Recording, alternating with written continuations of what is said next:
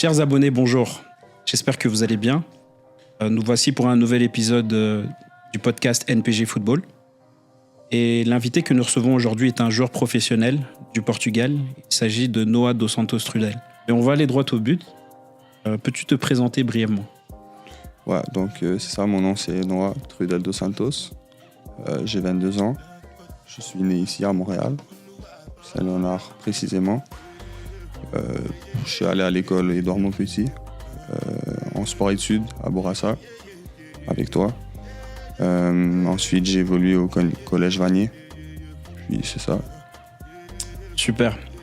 Alors, à quel âge as-tu commencé à jouer au foot ? J'ai commencé très jeune, vers l'âge de 4-5 ans. Je commençais déjà à toucher le ballon. Ouais. Alors, tu débutes le foot plus ou moins à 4-5 ans, comme tu l'as dit. Entre U7 et U13, tu es passé par les clubs notamment d'Anjou et de Saint-Léonard. Peux-tu nous décrire brièvement cette période ?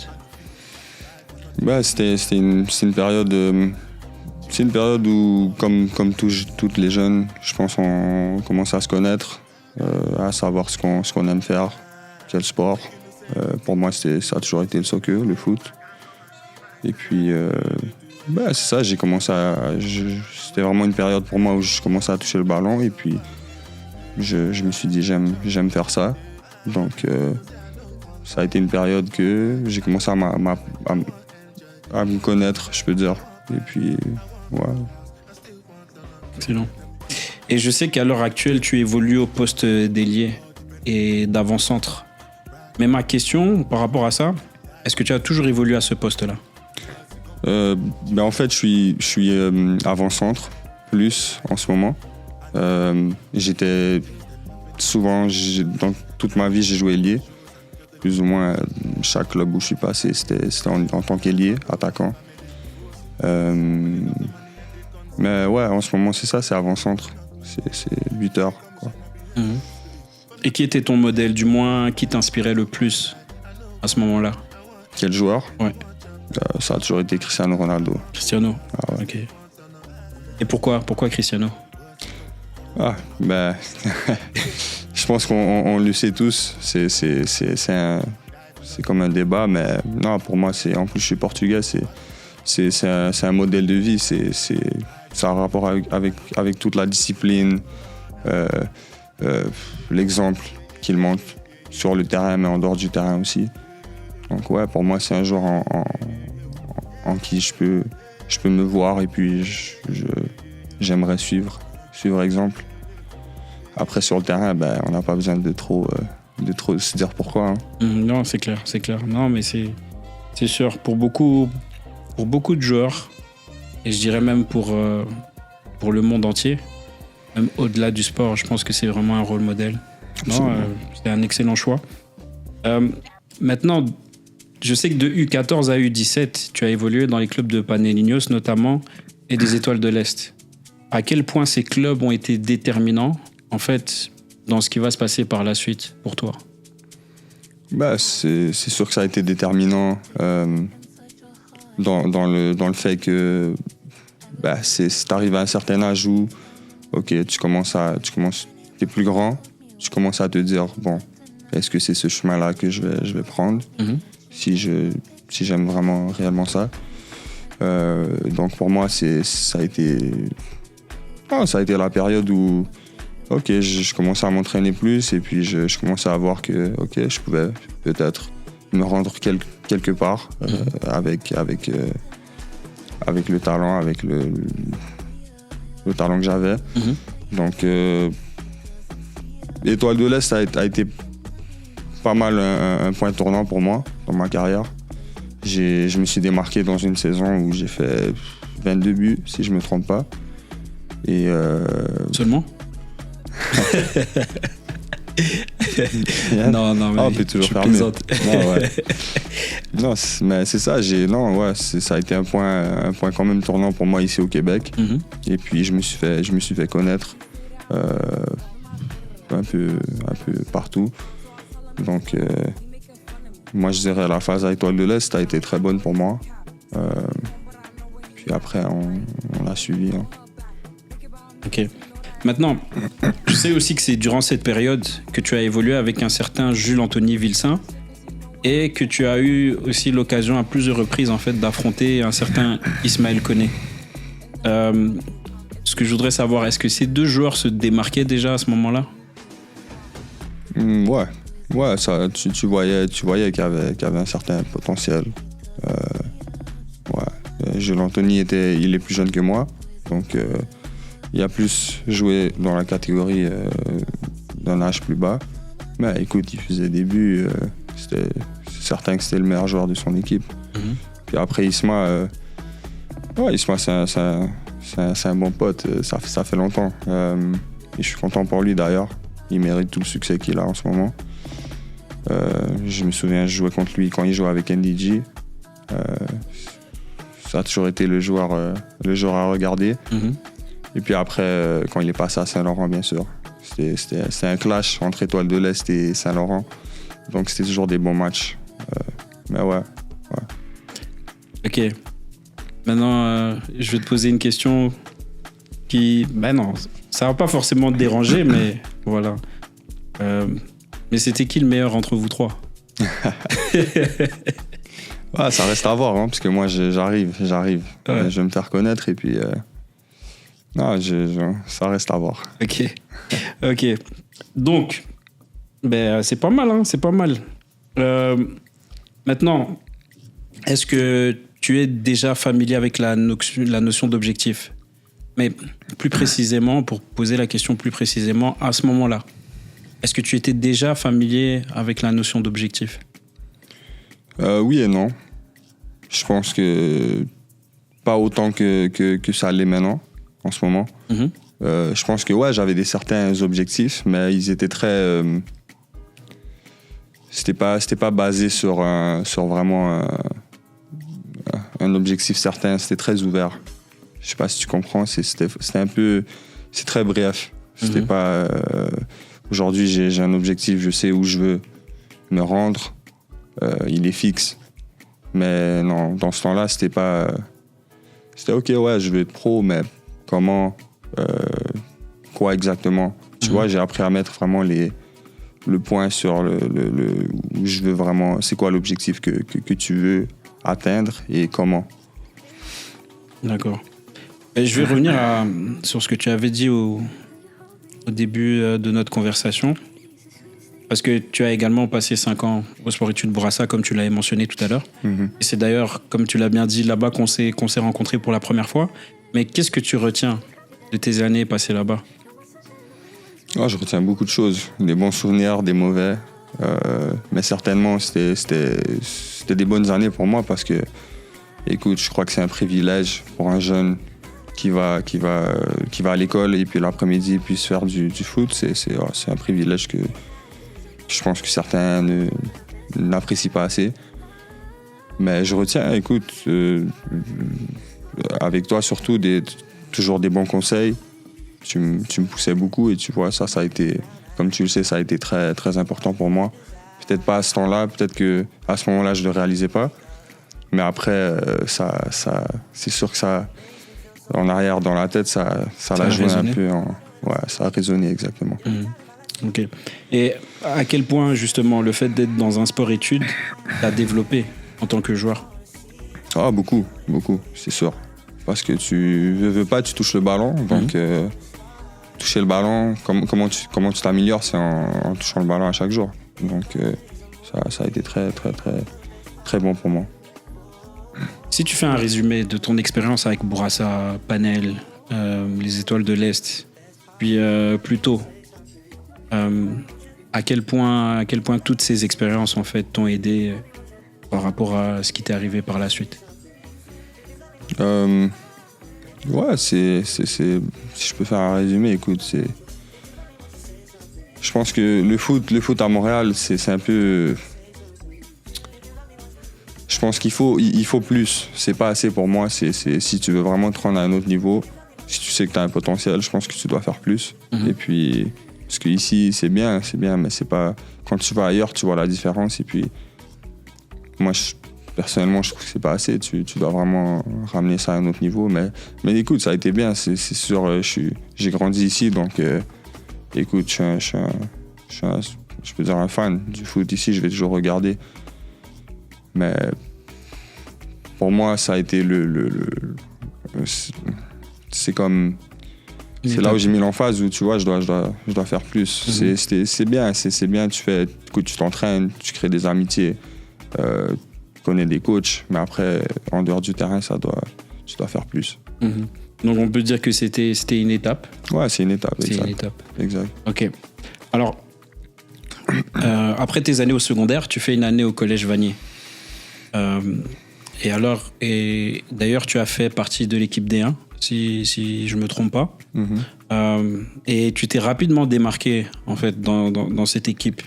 Mais ce que je voudrais savoir, c'est que malgré que cette période a été courte, qu'est-ce qu'elle t'a apporté en tant que joueur? En tant que joueur, en tant qu'athlète, ça a été bien. Ça m'a fait voir un autre niveau aussi de football, niveau collégial. C'est clair que c'est différent. Mais écoute, j'ai appris à me connaître aussi ces années-là. C'est un autre niveau où si tu grandis, ton corps il change. Donc c'est vraiment... Peut-être j'ai vu les autres positions où je pouvais jouer, peut-être vraiment plus en tant qu'avant-centre. Tu vois, j'ai expérimenté des choses nouvelles. Donc ça m'a apporté de la nouveauté. Alors, je sais que un peu après ça, c'est la période de la Covid. Alors, on va pas revenir là-dessus dans les détails. On sait que ça a été une période difficile pour le monde entier. N'ayons pas peur des mots. Mais je sais qu'il y a beaucoup d'athlètes qui se sont révélés en fait pendant ces moments-là. Et de ce que j'ai pu comprendre, c'était ton cas aussi. Donc, qu'est-ce qui a changé durant cette période-là? Est-ce que c'était une période qui était un déclic pour toi? Et si oui, est-ce que tu peux nous expliquer un peu plus dans les détails? Pour moi, ça a été définitivement le déclic. Je pense que pour tout le monde, comme tu dis, ça a été difficile. Et puis, ça a été une période pour moi où j'ai dû me parler à moi-même et vraiment comprendre ce que je voulais faire. Si le foot, ok, là, genre, c'est maintenant ou jamais, tu vois. Si c'est vraiment ça que tu veux, il faut mettre le travail, il faut vraiment que tu dédies tout, là, en ce moment, à ça. Et puis, écoute, je me souviens des longues nuits, journées où on était enfermés à la maison avec un couvre-feu. Et puis moi, je trouvais une façon, j'étais toujours dehors. Écoute, j'avais un parc à côté de chez moi, et puis à chaque jour, j'allais 1 heure, 2 heures. Et puis même dans la neige, je me souviens, j'amenais ma pelle avec mon sac de ballon. Puis je déneigeais un tout petit peu et puis écoute, je jouais. Mais pour moi, ça a été vraiment le moment qui a tout changé. Et puis même ces heures que tu passes tout seul avec toi-même, je pense que c'est vraiment, pour moi, ça a été important. C'est comme une période où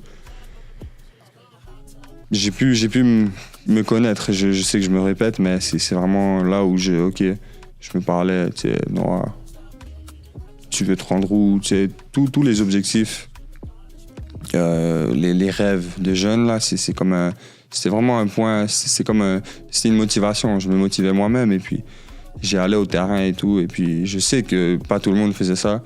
Donc pour moi, c'était le feu, là, ça. C'est une motivation. Est-ce que c'est quelque chose qui est juste arrivé comme ça? Ou est-ce que c'est des reportages que tu as regardés? Est-ce que tu as lu des choses?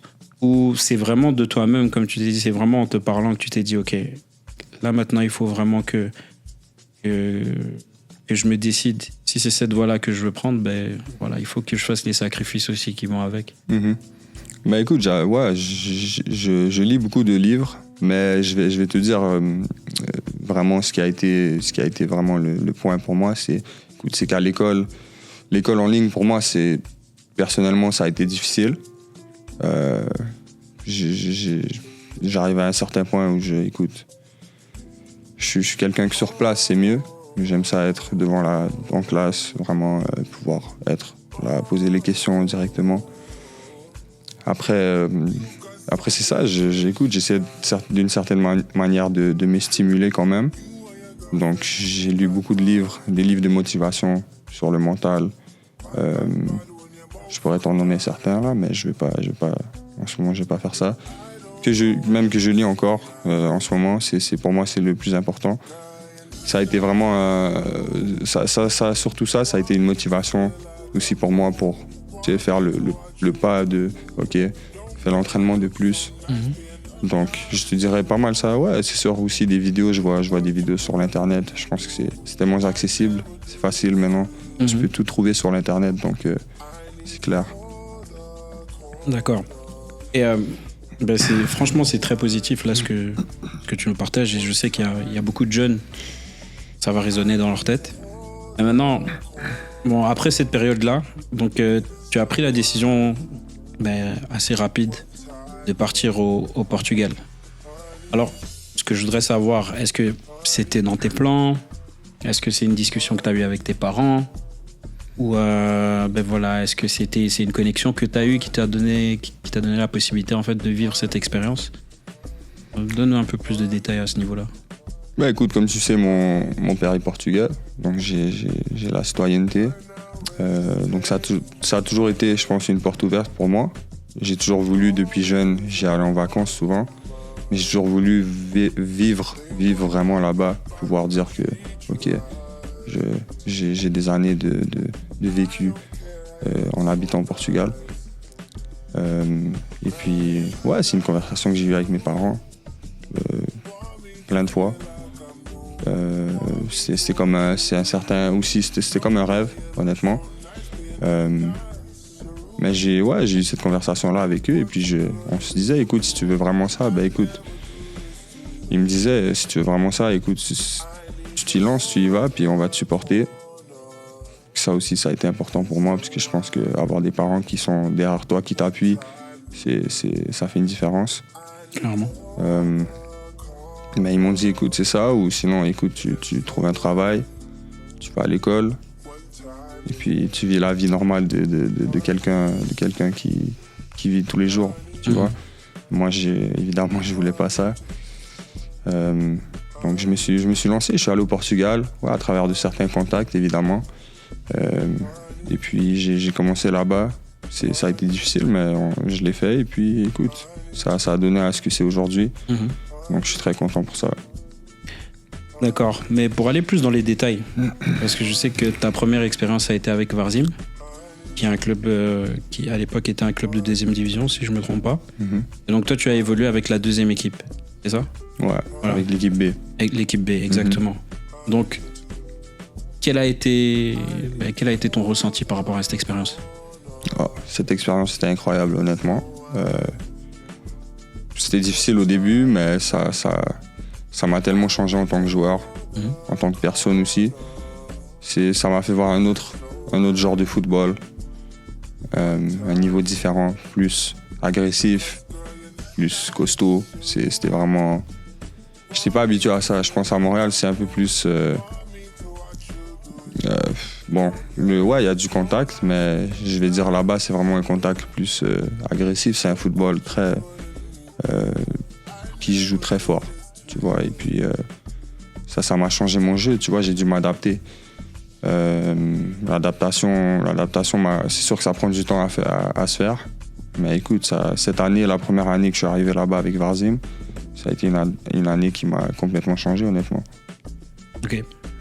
Et tu dis qu'il y avait quand même beaucoup d'impact physique, que tu as dû t'adapter. Si tu pouvais nous donner un peu plus de détails par rapport à l'adaptation, ou du moins, qu'est-ce que ça a changé, tu vois, au niveau du jeu de Noah? Écoute, c'est que je pense à Montréal, j'étais un joueur très relax. Je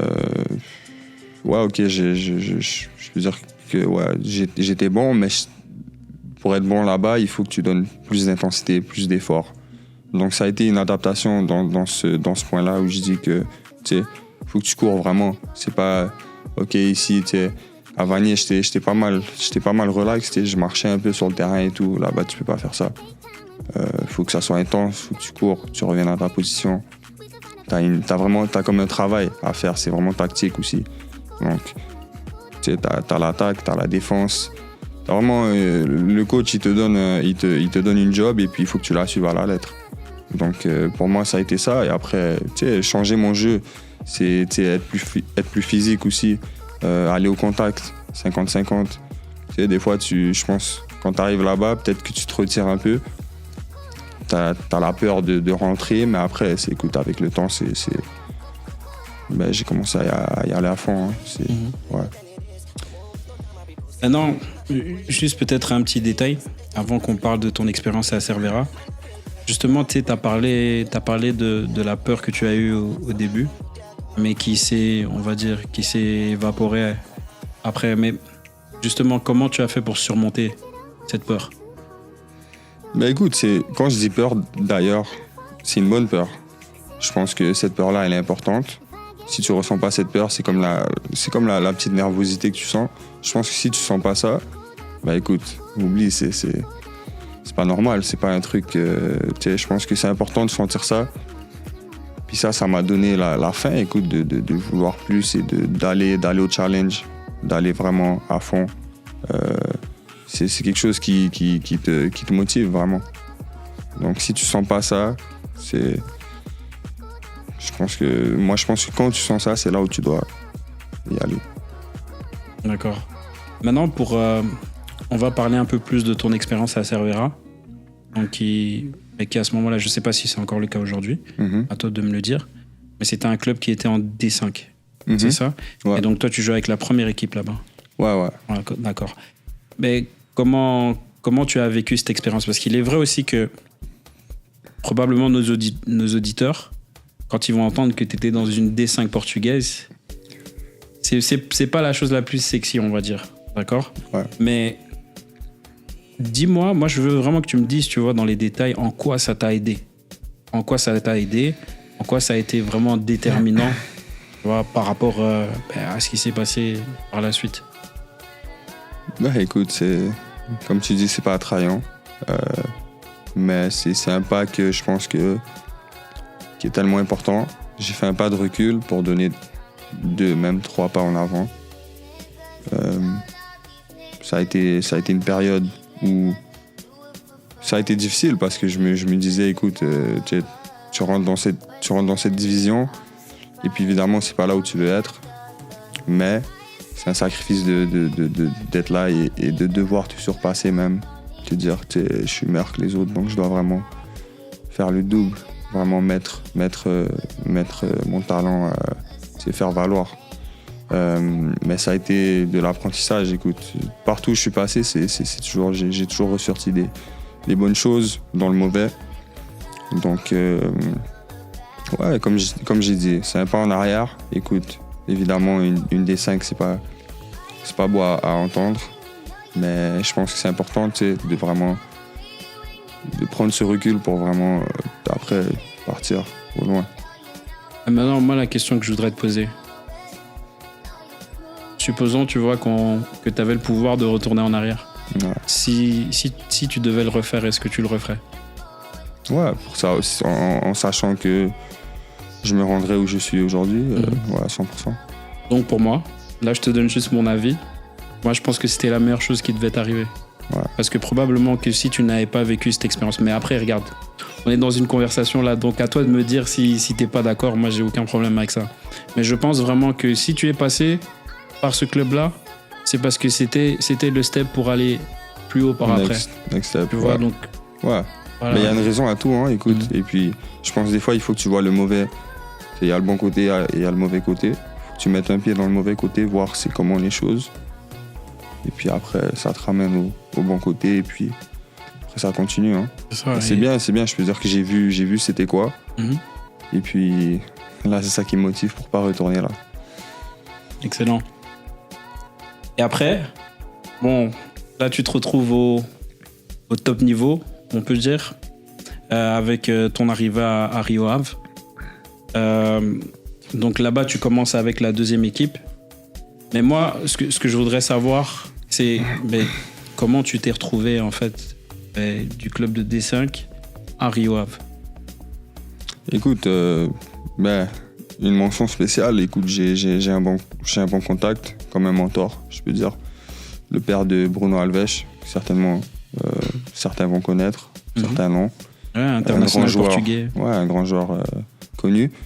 Que même lui, je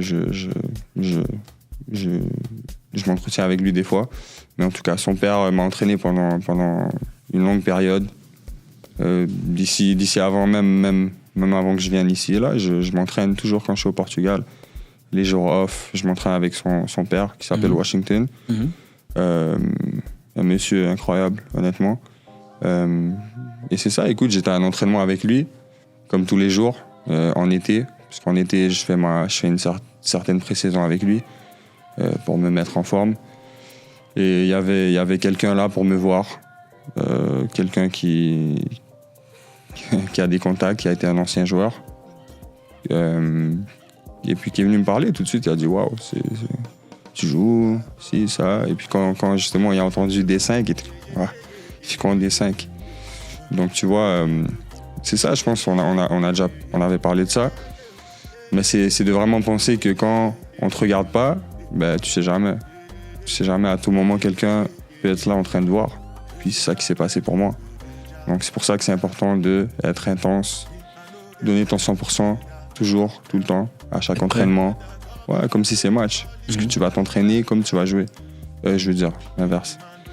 Donc tu vois, c'est ça.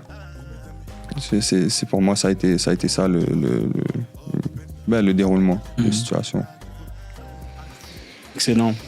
Donc, ce qui s'est passé, c'est qu'à partir de... Donc, tu as commencé avec Rio Ave, donc les U23, en juillet 2023, si je ne me trompe pas. À partir du mois de septembre, tu as déjà commencé à t'entraîner avec la première équipe. Maintenant, quelle était la différence, par exemple, que tu as remarqué entre tes entraînements avec les U23 et la première équipe? Écoute, ça, je pense qu'il n'y a rien qui égalise le niveau d'une première division. C'est un autre niveau, c'est professionnel, c'est de la qualité sur chaque action, chaque touche de balle. C'est vraiment... c'est le meilleur niveau de football que j'ai vu. Et puis... Écoute, avec les U23, moi, la différence que je voyais, c'est l'intensité, honnêtement. Hein. Parce que là-bas aussi, il y en a qui...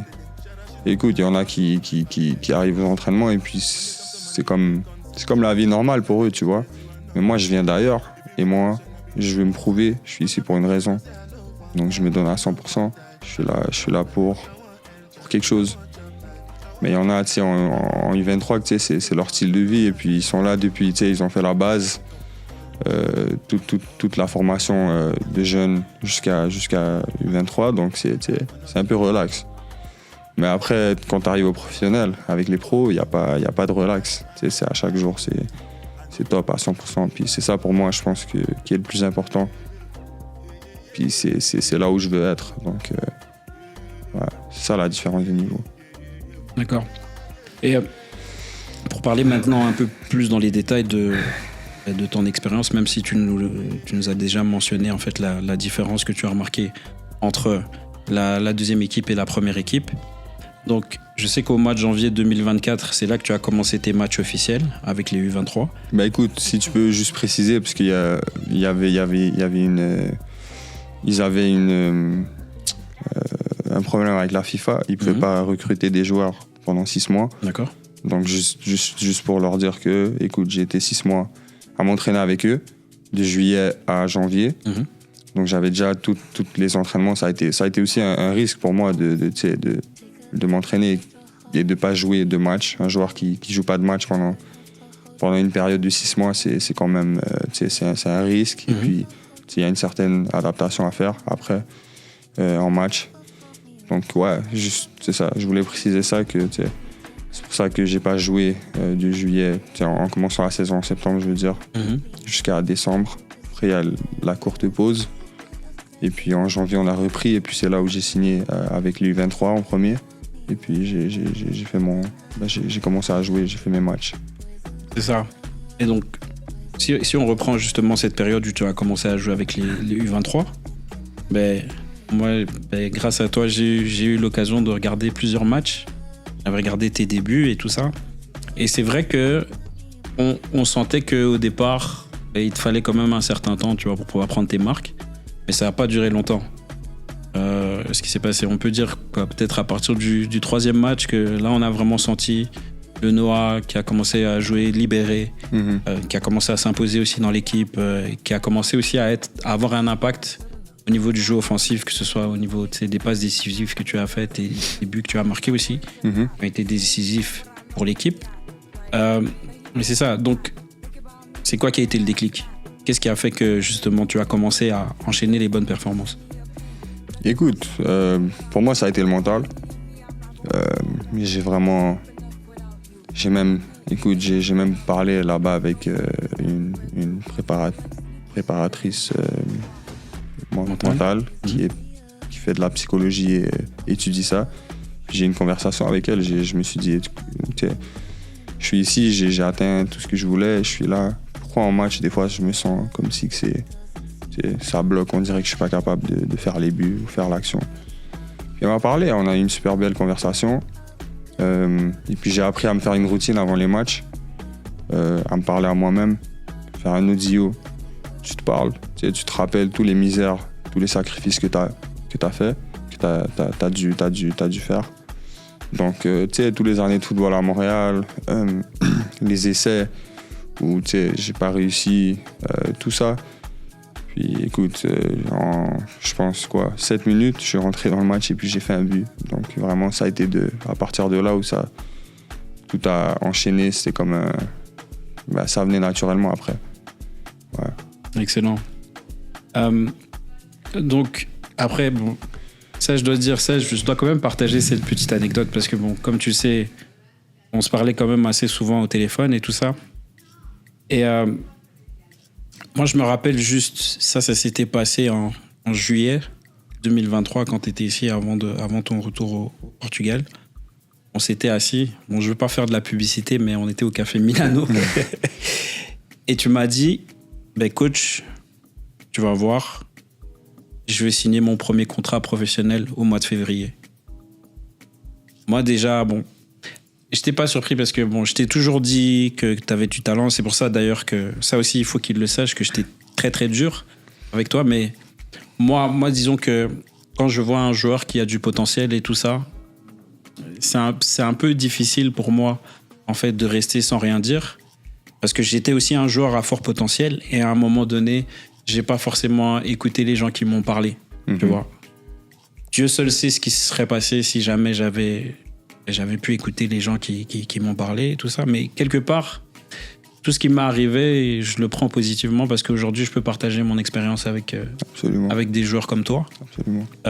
Mais ça m'avait interpellé et je peux même te dire que je l'avais partagé avec deux de mes associés, comme tu connais, Kwame et Hussein, que je salue. Et je leur ai dit que vous allez voir, il va signer. Et ce qui s'est passé, c'est que tu n'as pas signé au mois de février, mais tu as signé au mois de mars. Et franchement, je te félicite pour ça. Je te félicite vraiment pour ça. Alors moi, la question précise maintenant que je voulais te poser, par rapport à, entre guillemets, tu vois, une partie de ton rêve que tu as réalisé, et déjà, qu'est-ce qui s'est passé dans ta tête à ce moment-là ? Et quelles sont les premières personnes à qui tu as pensé ? Écoute, c'est un moment pas comme les autres, c'est sûr. Premier contrat pro, c'est tout ce que tout le travail que j'ai dû faire, c'était pour ça. Donc c'est sûr que c'était un moment de joie. J'étais super content.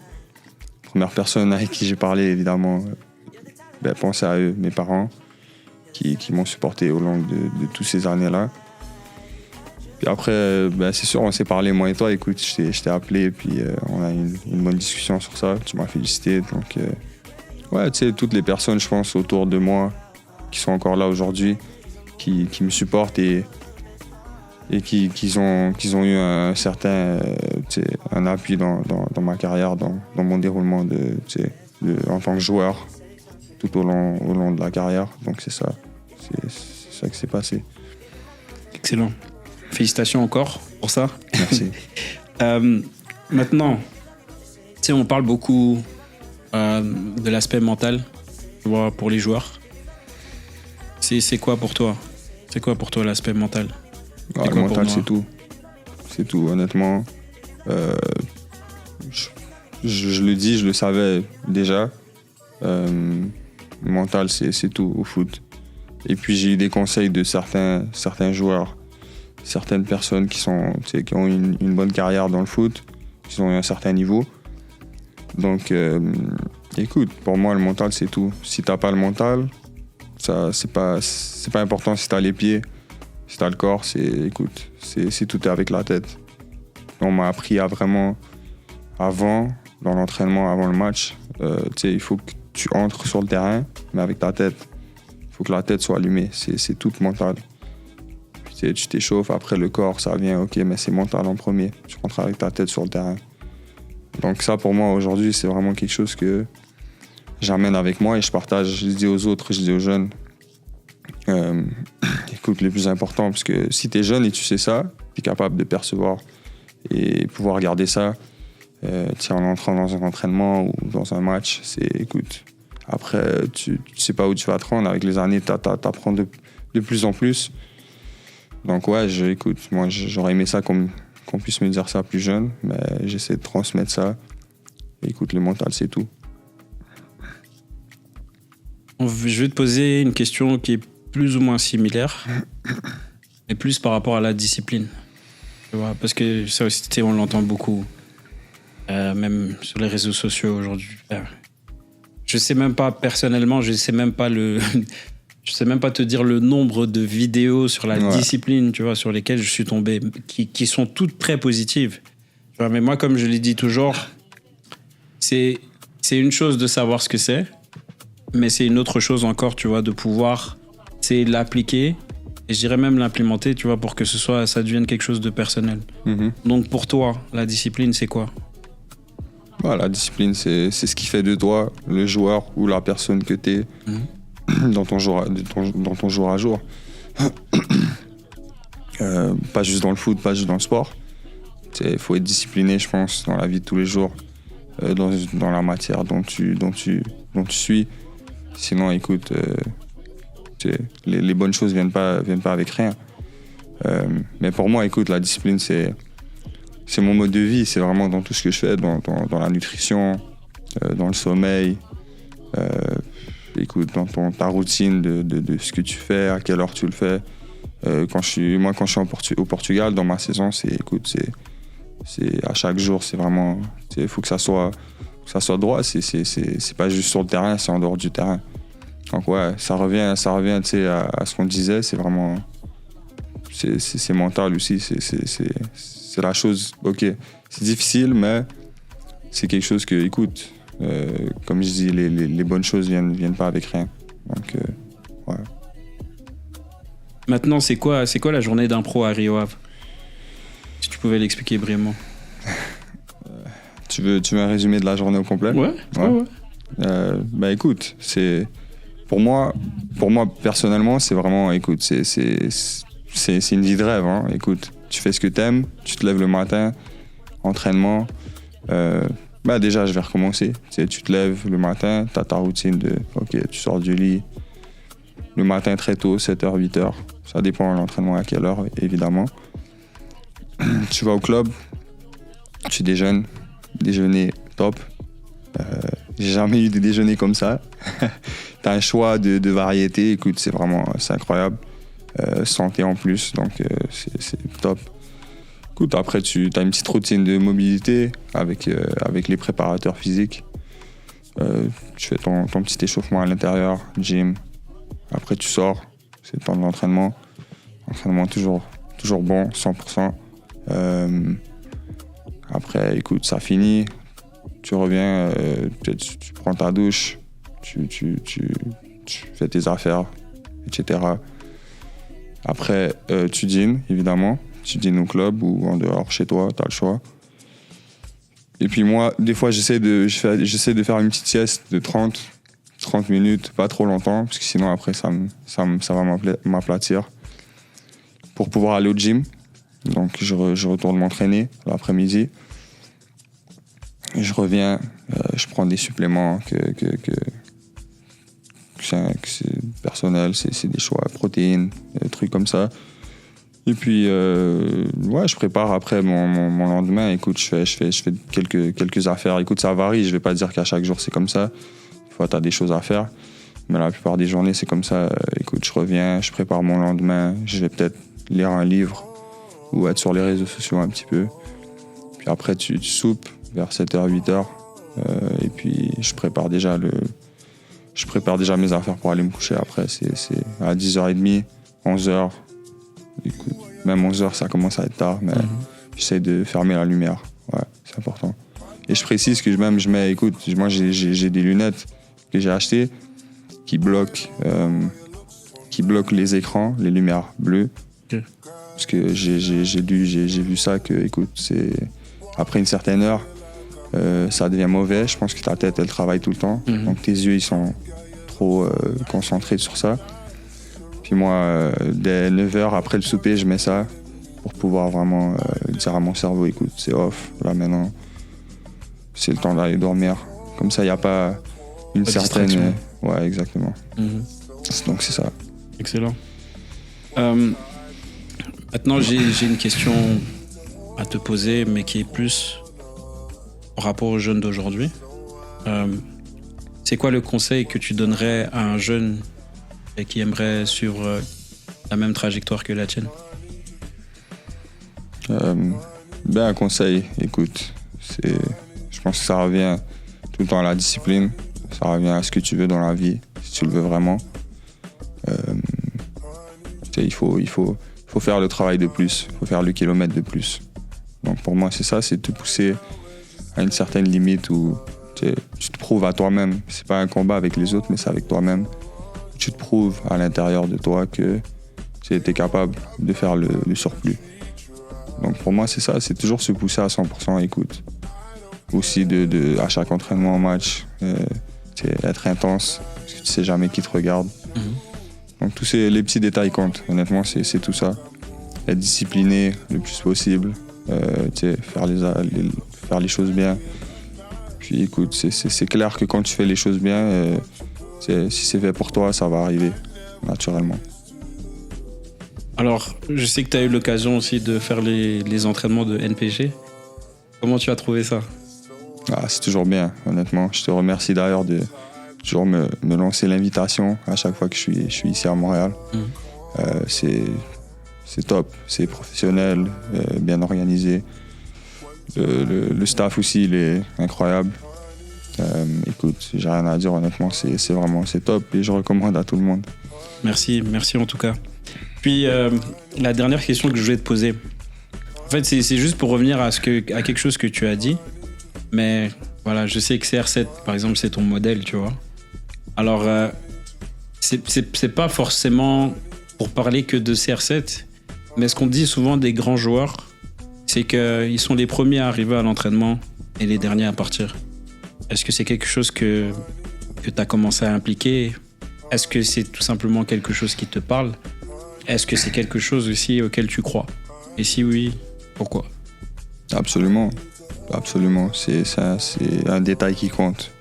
Et même, je te dis ça, les gens qui sont dans la structure, dans le club, ou que ce soit, si tu le fais, mais c'est pas une fois, c'est à chaque jour. Si tu le fais, ils vont le remarquer. Ils vont le voir, et puis ça fait une différence.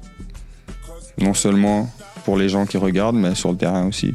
Écoute, si tu veux être meilleur, tu dois faire les heures de plus. Tu peux pas juste faire comme les autres, comme tout le monde, et penser que tu vas être meilleur. Donc ouais, pour moi je suis un suiveur de ça, c'est sûr. J'adore. C'est la mentalité à avoir si tu veux être meilleur que les autres. Comme CR7 t'a dit. Donc arriver premier aux entraînements. Et puis je pense que c'est aussi important de montrer un certain...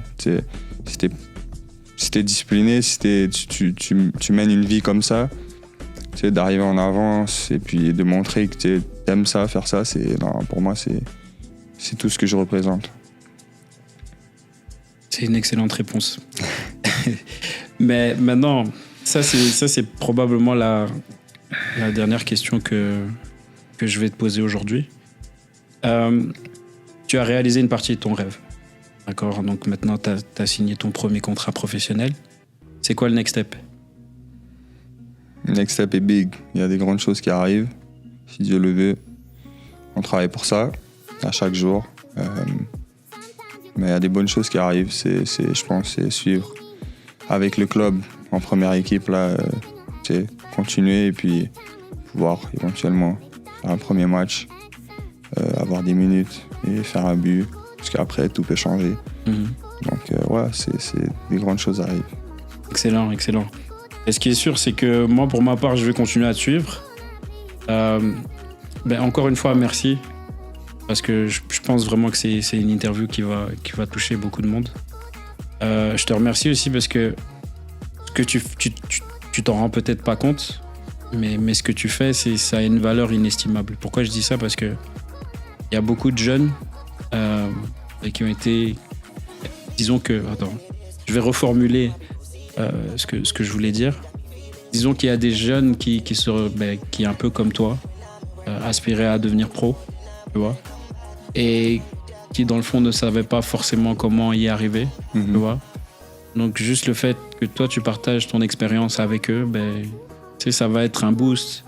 Absolument. Et puis, ils vont pouvoir aussi se retrouver dans une situation où, ok, moi, j'étais à un moment donné, je savais pas qu'est-ce qu'il fallait faire, tu vois, pour arriver au next step. Mais là, avec cette vidéo, peut-être que maintenant, je sais quel chemin je vais pouvoir prendre, tu vois. Donc, écoute, c'est certain, j'espère que c'est ça le but, hein, c'est d'inspirer, pouvoir inspirer les autres. Je pense que chacun, on doit avoir aussi un but intérieur mis à part le foot. Moi, c'est sûr, j'aspire à être une bonne personne et puis pouvoir montrer un exemple, pouvoir inspirer les autres. Donc c'est ça le but. Et puis dire aux jeunes que j'ai déjà été un jeune de Montréal ici qui joue au foot et puis que c'est possible, c'est très possible. D'ailleurs, il y a d'autres exemples très bons, donc c'est absolument possible. Ok. Donc moi, ce que je vais te souhaiter, après, je sais pas. Toi, c'est quoi? Tu voudrais jouer quoi, pour le Canada ou le Portugal? Je pense que ça va rester... on va pas parler de ça tout de suite. Okay. Je pense que ça va rester fermé. Mais... D'accord. Mais ok, moi, je vais me permettre de te souhaiter quelque chose. Je te souhaite qu'un jour, tu puisses être un international, tu vois, comme Moïse et Isma, que je connais aussi personnellement et que tu connais personnellement aussi. Et voilà, ça, c'est ce que je vais te souhaiter maintenant. Que ce soit avec le Canada ou le Portugal, ce sera ta décision. Ouais. Mais en tout cas, tout ça pour dire que Noah, encore une fois, merci. Merci pour le temps que tu nous as donné. Et je terminerai peut-être par une chose. C'est sûr que nous, on va continuer à te suivre. Et ce qui serait bien, peut-être, ça on verra en fonction de ton emploi du temps, mais peut-être d'ici 6 mois ou une année, peut-être refaire une entrevue comme celle-ci, ou alors refaire un live aussi, parce que ça, c'est quelque chose qu'on va commencer à faire de plus en plus. Refaire un live où on donnera peut-être l'opportunité aussi, tu vois, à nos auditeurs de te poser des questions. Voilà, et donc voilà, ce serait bien, tu vois, qu'on puisse voir aussi comment t'as évolué, si t'es d'accord. Absolument. Voilà, donc chers abonnés, merci beaucoup. Voilà un épisode qui se termine.